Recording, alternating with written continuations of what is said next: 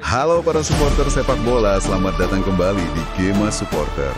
Kita ketemu lagi nih buat ngebahas satu sosok yang fenomenal banget. Kali ini kita mau kupas tuntas soal Zlatan Ibrahimovic.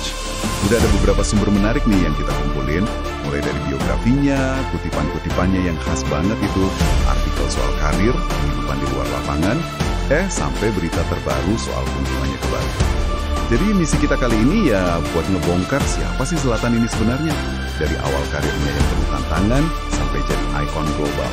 Dan apa sih yang bisa kita ambil dari perjalanannya yang unik ini?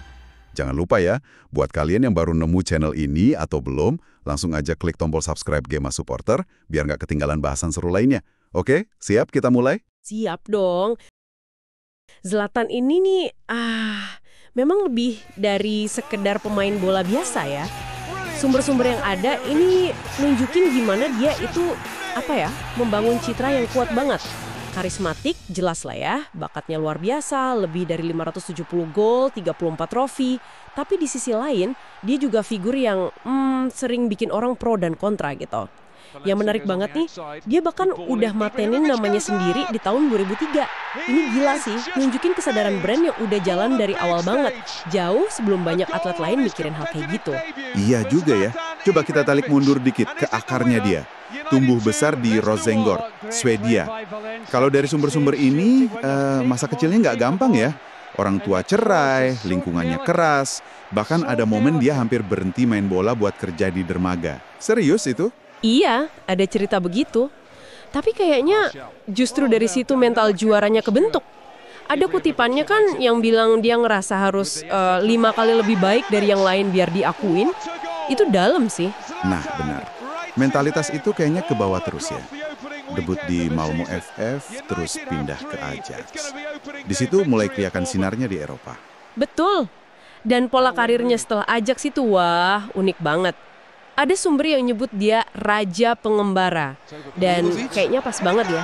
Ajax, Juventus, Inter Milan, Barcelona, terus AC Milan sampai 2 kali, PSG, Manchester United, terakhir LA Galaxy, gonta-ganti terus. Itu banyak banget ya klubnya. Kira-kira kenapa ya? Murni karena ambisi cari tantangan baru terus? Atau ada faktor lain? Mungkin karakternya yang bikin dia nggak betah lama di satu tempat. Gimana menurut sumber-sumber itu? Sumber-sumber ini cenderung lihatnya sebagai kombinasi sih. Ambisi jelas ada, tapi juga kepribadiannya yang ya tahu sendirilah kuat banget. Tapi yang luar biasa itu bukan cuma jumlah klubnya, tapi dia bisa juara Liga Domestik di 4 negara beda loh. Belanda, Italia, Spanyol, Prancis. Dan adaptasinya itu cepet banget di mana-mana. Ini nunjukin mental baja sama kemampuan adaptasi taktik yang jarang banget ada. Kayak motonya dia aja, datang, lihat, taklukkan. Dimanapun itu. Gokil sih. Dan ngomongin Zlatan nggak bisa lepas dari gol-golnya ya. Siapa coba yang bisa lupa tendangan salto dari jarak 35 yard lawan Inggris? Yang menang Puskás Award itu kan. Oh iya, itu sih legendaris. Atau gol solo kayak Maradona pas dia masih di Ajax, gila banget. Total lebih dari 570 gol. Dan dia nyetak gol di 4 dekade berbeda. Itu gila sih konsistensinya. Ditambah lagi 34 trofi tim, sama rekor 12 kali jadi pemain terbaik Swedia, Guldbollen itu. Statistiknya bicara sendiri lah ya. Statistiknya emang mentereng banget. Tapi ada catatan juga kan di materi kita soal trofi Liga Champions yang belum pernah dia dapat. Cuma ya argumen dari sumber-sumber ini, warisan dia tuh nggak berkurang gara-gara itu.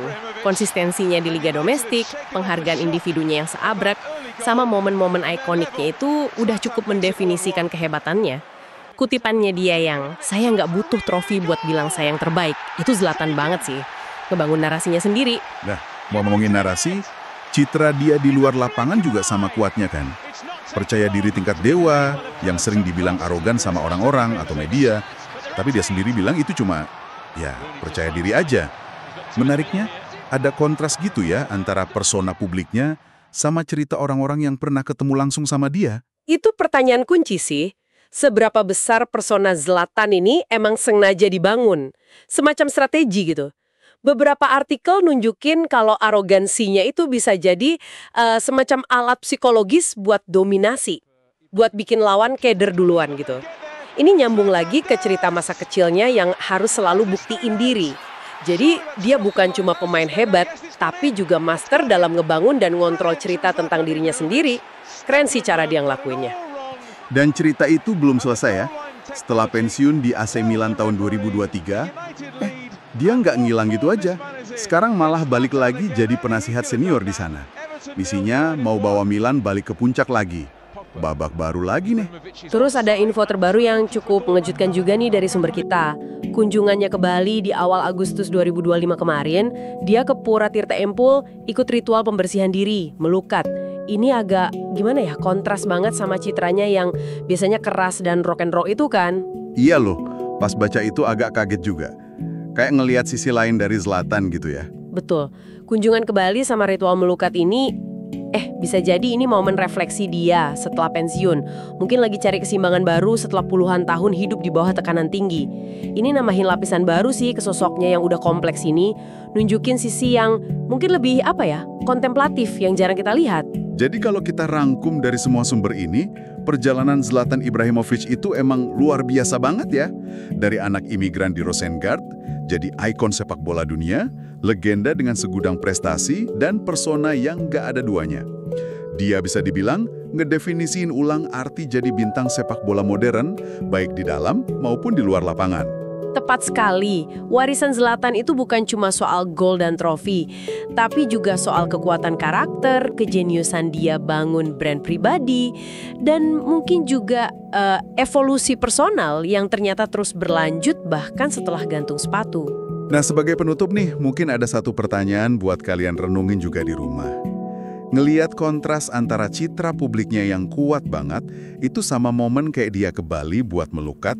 Gimana sih menurut kalian seorang ikon bisa mempertahankan persona yang udah dibangun bertahun-tahun, tapi di saat yang sama juga ngasih ruang buat pertumbuhan dan perubahan diri di mata publik? Sesuatu buat dipikirin lebih lanjut ya. Jangan lupa tulis pendapat kalian di kolom komentar di bawah. Kita pengen banget dengar suara kalian para supporter sejati. Oke deh, sekian dulu bahasan kita kali ini. Sekali lagi, jangan lupa subscribe channel Gema Supporter, terus like dan share video ini ke teman-teman kalian sesama pecinta bola ya. Sampai jumpa di pembahasan berikutnya.